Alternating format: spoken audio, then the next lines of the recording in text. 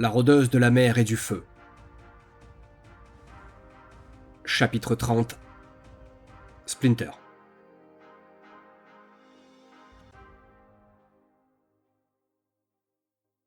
Arrakis remonte la rue principale. « Je vais aller voir une connaissance qui doit en savoir long sur les dernières rumeurs du coin. » commence-t-elle nonchalamment. « Y compris sur les araignées sables dont les 3 chasseurs nous ont parlé. »« Tu t'intéresses au sort de tes consoeurs ?» demandai-je, curieux, les moustaches frémissantes. « Non, Matou, pas le moins du monde. Mais les rôdeurs ont raconté que la reine leur avait échappé. Alors je serais pas étonné qu'elle soit encore à l'œuvre ici. Ils nous ont dit qu'elle avait les yeux rouges. Pourtant, les araignées sables ne sont pas des créatures des ombres par nature. Elles ont donc été corrompues il y a peu. Et c'est cela qui m'intéresse. » J'approuve d'un signe de tête. Arrakis traverse une vaste partie de la cité, puis monte à un séquoia dont le fût doit facilement faire plus de 100 mètres de circonférence. C'est l'arbre de l'hôtel de ville. Une volée de marches en pierre conduit à de grandes portes, qui mènent aux entrailles de ce quartier de notables, creusé à même les racines et le tronc du conifère immense. Dans les zones supérieures se trouvent les habitations des bourgeois, et sous terre, les lieux publics comme la chambre du conseil ou le temple dédié à Atalnet ou à Imarak. On raconte même que ces racines sont si profondes qu'elles descendraient jusque dans l'outre-monde. Arrakis n'emprunte cependant pas les degrés, bien entendu. Ce qui l'intéresse, c'est le balcon, à la cime de l'arbre, trônant à plusieurs centaines de mètres au-dessus du sol. Naturellement, en tant qu'araignée géante, elle ne se fait pas prier pour monter le long du tronc, et je dois m'agripper de toutes mes griffes dans ses poils rêches et bruns pour ne pas tomber. Normalement, on accède au parapet par un escalier en colimaçon qui fait le tour du séquoia ancestral, et ce dernier est interdit aux puits-nés. Seuls les aînés ont le droit d'aller voir le Seigneur des cieux. Nous arrivons finalement au sommet en quelques minutes à peine. Je reconnais la plateforme avant même qu'Arrakis pose la première patte dessus. C'est l'air de Toronkor, le grand aigle. Mais j'avais gardé le souvenir d'un endroit plus grand. Les années rétrécissent les lieux qu'on a connus, apparemment. Nous sommes face à une vaste terrasse en bois, sculptée et ouvragée par des mains expertes. Une rambarde en fait le tour et une pergola immense, où du lierre, des hortensias et du pothos se partagent les poutres foncées. « Tu es déjà venu ici ?» me demande l'aranéide, presque surprise. « 1 ou 2 fois, » éludai-je en fronçant les sourcils. Une voix perçante résonne alors et nous accueille. « Arrakis, quel plaisir de te revoir !» Un grand aigle, de 2,10 m de haut, s'incline profondément en écartant ses ailes à la manière d'une révérence. Ce qui frappe en premier, ce sont les serres. Épaisses comme des crochets de boucher, elles agrippent le perchoir avec une patience tranquille qui dit tout ce qu'elles sont capables de faire. Ensuite vient le bec, crochu, patiné, l'air d'avoir eu raison de choses dont je ne préfère pas imaginer. Le plumage brun et blanc est impeccable. Chaque plume est à sa place avec cette rigueur un peu austère des êtres habitués à être regardés. Et puis ses yeux, saphir pur, pupilles fendues, qui se posent sur vous en ayant fini de vous évaluer avant même que vous ayez ouvert la bouche. Toronkor transpire la majesté. Le genre de majesté qui n'a pas besoin de se signaler. « Splinter, c'est également un plaisir de te revoir après toutes ces années, » reprend-il à mon adresse. Je ne pensais pas qu'il se souviendrait de mon nom. L'aigle géant trône sur un perchoir de bois finement travaillé au centre du domaine. Tout autour de nous, nous découvrons sombre épine à nos pieds. La demeure du rapace est posée sur l'arbre le plus haut de l'Aslorien, et de toute la région alentour. Elle nous livre une vue imprenable sur la sapine, et ce, sur des kilomètres à la ronde. À ce niveau, la cime des conifères sombres ondule comme une vaste mer d'épines, et la soleil y fait courir 1000 nuances d'airain et d'or. En tant que marguet, j'ai passé l'essentiel de ma vie dans les arbres. Mais là où j'y cherche d'ordinaire l'ombre et le silence, cette hauteur-là offre quelque chose de différent, une impression de vide serein qui m'étonne moi-même. Je comprends que les aigles aiment vivre ici. Même la tarentasse, l'espace d'un battement de cils, daigne poser ses yeux sur ce spectacle. « Que me vaut l'honneur de votre visite ?» nous demande l'oiseau géant. « Des informations, seigneur !» répond ma camarade araignée d'une voix suave. « Juste des informations. Et mes amitiés. » Arrakis lui raconte alors rapidement notre rencontre avec les 3 chasseurs et les nouvelles qu'ils nous ont apportées. Je remarque, non sans relever un sourcil, qu'Arrakis n'a pas étayé son monologue de ces expressions si exotiques. J'en déduis donc qu'elle doit tenir en grand respect le Seigneur des cieux. Une fois qu'elle a fini, un silence s'installe et nos regards se posent sur la mer Soleil qui disparaît lentement à l'horizon. « Chalandra !» répond l'aigle. « C'est le nom de la reine des araignées sabres dont vous m'avez parlé. Son cœur corrompu est empli de haine. Elle s'est longtemps tenue au nord d'ici, à la limite de Blanche Épine, à l'abri des arbres. Mais il semblerait qu'elle ait changé de comportement il y a quelques mois. »« Et c'est pour cela qu'elle a fait descendre sa colonie ?» lui demande la Tarentasse. « Sans doute. Les chasseurs d'Aurore éternelle ont détruit ses derniers enfants, mais elle ne s'arrêtera pas là. Elle a perdu sa colonie, mais elle en fera une nouvelle. Ce n'est qu'une question de temps. Vous qui allez traverser la Sapine, attention à vous. Chalandra est puissante et ancienne. Bien plus que toi, Arrakis. » L'araignée hausse les épaules. Du coin de l'œil, je relève son attitude désinvolte. « Oh, sirène soit-elle, Chalandra n'en reste pas moins qu'une araignée sabre. »« Non, Arrakis. Chalandra est bien plus qu'une simple araignée sabre. Elle a traversé la guerre des titans, et elle est certainement plus forte que tous les aînés de cette ville réunie. » La guerre des titans. Je m'arrête un instant sur ces mots. J'ai vécu 13 vies et parcouru plus de siècles que je ne daigne les compter. Et pourtant, cette époque-là est hors de ma portée, enfouie dans un passé si profond que même la réminiscence de mes ancêtres n'en remonte que des fragments. Quelque chose qui a survécu à tout cela mérite peut-être effectivement qu'on y réfléchisse à 2 fois. Mais l'arachnide ne semble pas de mon avis et crache. « Permets-moi d'en douter, seigneur des cieux. » L'aigle pose ses iris pénétrants sur Arrakis qui ne baisse pas sa grappe d'yeux brillants. Je retiens mon souffle, sans même me rendre compte. Ce genre de silence entre 2 aînés de ce calibre n'est pas anodin. C'est une conversation entière qui se joue sans un mot, et dont je ne perçois que les contours. L'air semble se figer. Même le vent qui courait librement sur la plate-forme paraît hésiter à s'interposer entre eux. Les secondes s'étirent. Et c'est finalement le rapace qui décroche son regard le premier. Ses prunelles saphir vont alors balayer la canopée de sombre épine, tandis qu'il reprend d'une voix impérieuse. « Que Atalnet veille sur toi, Arrakis. Mais fais attention. Un jour, ta témérité et ton inconscience te coûteront la vie. »« Merci, Seigneur des cieux. Mais ma témérité ne me coûtera pas la vie, rassure-toi. Je sais m'arrêter lorsqu'il le faut. » lui répond-elle avec un large sourire vorace. Toroncor plisse les yeux quelques secondes, puis les repose sur elle. Arrakis est vraiment un spécimen de Tarankas intéressant. Elle ne semble avoir peur de rien, tenant tête à l'aîné le plus puissant du mi-temps.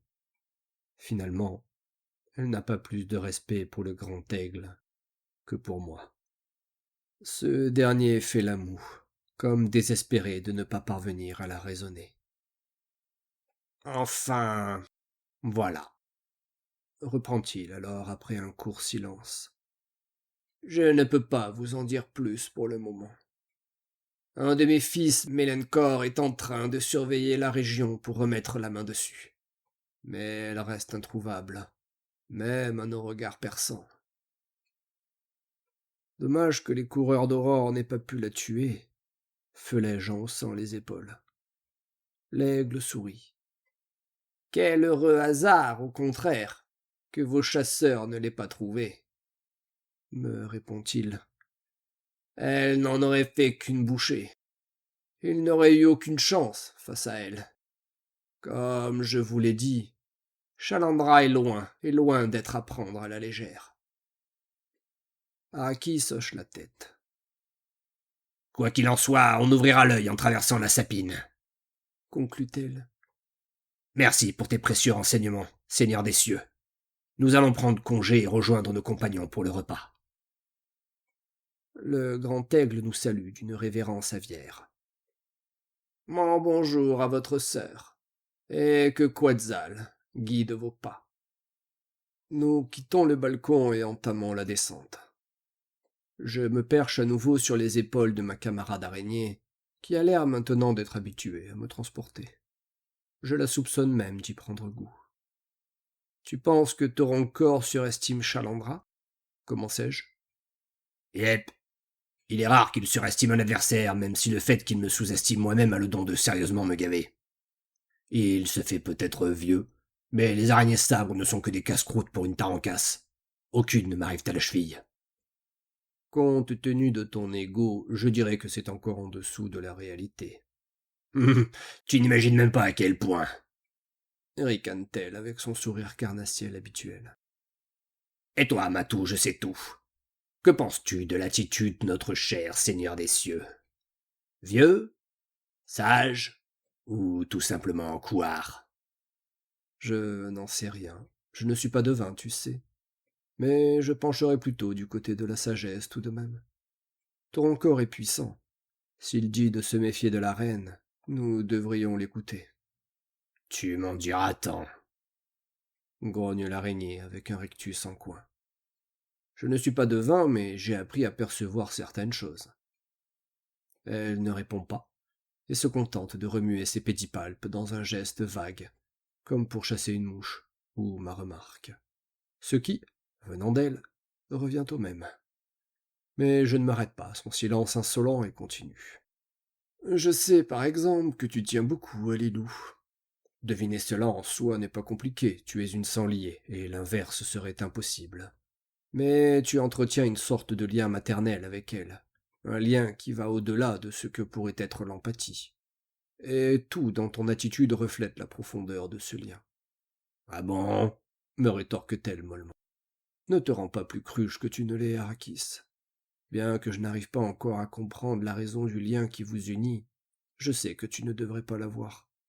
Les aînés ne gagnent pas l'empathie pour protéger les humains, mais pour les guider, en quelque sorte, et garder cette connexion entre nos deux peuples. Nous touchons le sol au moment où je termine ma phrase. Arrakis s'immobilise et gronde. Tu ne protégerais pas Vindi s'il était en danger? Bien sûr que si, voyons. Je ne parle pas de cette protection-là. Un sanglier protège son compagnon comme un frère et sa sœur. Mais il ne veille pas sur lui comme une mère ou un père. Et toi, c'est ce que tu fais avec les loups. Et qu'est-ce qu'il te fait croire ça, greffier de brin? Eh bien, premièrement, le fait que tu ne m'aies pas encore enseveli sous une tonne d'insultes dont tu as le secret. Elle hausse les épaules en soupirant. Elle commence à perdre patience.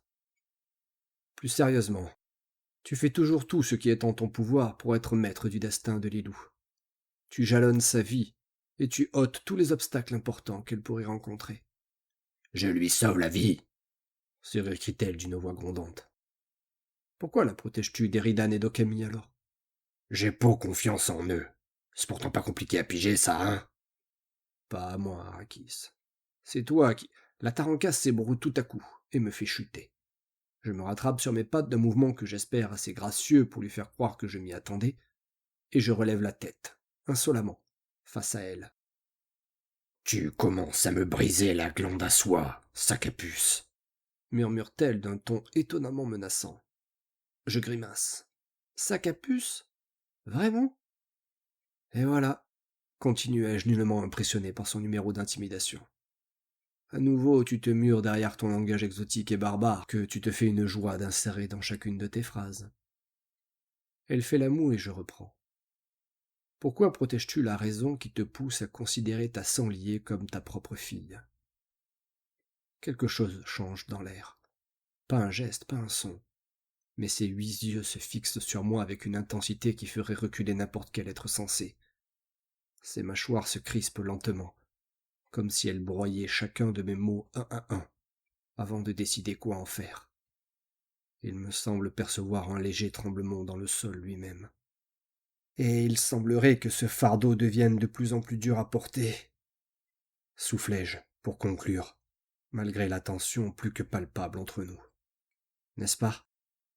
La face velue de l'araignée se décontracte soudainement et me répond d'une voix terriblement désincarnée et froide.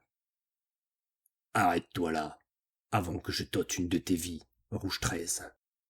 Je n'ai que faire de ta psychologie de félin. Je souris. Je viens donc de marquer un point. Ce n'est pas parce que je n'ai aucune chance contre toi que je ne me laisserai tuer si facilement, terminai-je.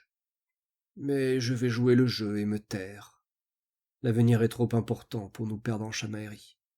Et puis aujourd'hui, j'ai fait un grand pas vers toi, même si tu ne le sais pas encore. Alors que la nuit commence à tomber, Arrakis se retourne et se met en route silencieusement. Pas un silence ordinaire, pas de grognement, pas de rictus, pas de mots fleuris balancés comme un couteau. Rien. Ce vide-là, venant d'elle, est plus éloquent que n'importe laquelle de ces formules barbares. Je la suis, à quelques pas derrière elle. Il y a des victoires qu'on ne célèbre pas à voix haute. Arrakis cache son amour derrière ses insultes, tout comme Vindicael cache le sien derrière ses cure-dents. Au fond, ces deux-là se ressemblent bien plus qu'ils ne voudraient l'admettre. La pensée de mon sanglier m'arrache malgré moi un sourire mélancolique. Il m'avait regardé partir ce jour-là, avec ce sourire trop calme qu'il réserve aux au revoir difficiles. Garde ton feu pour ma fille. Juste au cas où, m'avait-il dit. Pas pour lui, jamais pour lui. J'avais alors hoché la tête en silence et accepté sa mission. Il me restera encore bien des vies, après que Vindicael sera retourné aux cendres. Autant, me dis-je, en faire bon usage avec sa fille.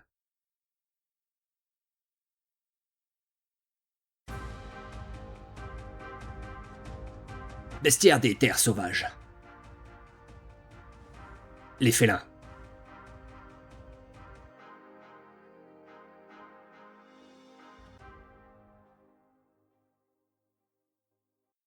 Note de terrain compilée après une vie entière à croiser ces foutues boules de poils sur tous les continents de Tella. Après avoir essuyé les griffures d'un lynx de 17 ans qui n'appréciait visiblement pas que je le mesure pendant sa sieste, et m'être fait royalement ignorer par pas moins de 42 spécimens différents lors de tentatives d'approche que je qualifierais pudiquement d'infructueuses, je suis en mesure d'affirmer que les félins sont les aînés les plus exaspérants sur notre monde. Morphologie et origine. Les félins descendent des panthères et des tigres primitifs et leurs crânes ronds et raccourcis en portent encore la marque. Ce sont des carnivores d'une efficacité redoutable. J'ai vu un lion de la savane de Brocard abattre un éléphant adulte en moins de 12 secondes. Je n'ai pas cherché à m'en approcher davantage. Leur lien élémentaire naturel penche vers le feu, mais comme la nature se plaît à contredire mes théories, les panthères blanches des toundras de Blanche Épine sont plutôt affiliées aux alizés de l'air, et les lynx des collines bleues sont clairement attachés à l'eau. Structure sociale. Les félins vivent en meute. Les lions de Brocard en sont le meilleur exemple. Ou en couple, selon les espèces. Ils ne recherchent pas la compagnie des humains qu'ils méprisent avec une constante qui forcerait presque l'admiration. Faibles et trop expansionnistes à leur goût, nous dit-on. J'aurais peut-être tendance à leur donner raison sur certains points, mais c'est un autre débat. Cependant, comme tous les aînés, ils peuvent recevoir l'éveil et chercher à se lier avec un humain. Les chats, un cas à part. Les chats méritent une mention séparée, tant ils diffèrent de leurs cousins. Toute espèce confondue, ce sont des félins d'une intelligence remarquable, nettement moins massifs, qui se déclinent en un millier de sous-races au pelage et aux couleurs les plus extravagantes. Ayant élu domicile dans les villes et les villages au fil des siècles, ils vivent au quotidien avec nous, ce qui leur vaut le mépris affiché des autres félins qui les considèrent peu ou prou comme des renégats. En cas de menace commune, ils savent cependant mettre leur querelle de côté. J'en ai été témoin une fois lors d'une attaque de Kurokage, dans un bourg au nord de Massilia. Impressionnant. Sous leurs apparences habituelles, les chats ne représentent un danger que pour les rongeurs et petits mammifères dont ils font leur ordinaire. Ce sont d'ailleurs les aînés les moins imposants qui foulent tels là. Mais ne vous y fiez pas. Quand la situation l'exige, ils peuvent revêtir une forme autrement plus menaçante. J'ai les cicatrices pour en témoigner, et je n'en dirai pas plus. La question des vies multiples. Voilà le sujet qui passionne les érudits depuis des siècles, et qui continue d'alimenter les débats dont j'assiste parfois à la fin, faute d'avoir eu la patience d'en suivre le début. Le feu coule dans les veines de tous les félins, quel que soit leur lien élémentaire propre. Et ils ont appris au fil du temps à en maîtriser les capacités régénératives avec une maestria que je dois admettre être franchement déconcertante. La conclusion que les maîtres du savoir en ont tirée, et que je partage après observation directe, est que les félins détiennent bien plusieurs vies. Combien exactement? Bonne question. Selon les théories les plus répandues, ce quota dépend de la puissance élémentaire brute de l'individu, et de la profondeur de son lien avec Imarak, la titan du feu. Il semblerait qu'un félin sache, dès sa naissance, de combien d'existences il dispose. Certains avancent également que ce nombre n'est pas figé. Les actes et comportements d'une vie pourraient l'augmenter ou l'amputer. Là-dessus, personne n'a de preuves solides, et les principaux intéressés gardent un silence sur le sujet aussi souverain qu'intriguant. Zerator, chasseur et naturaliste de Millennium. Cicatrice de terrain 40, assistant perdu 5, espèce documentée 79.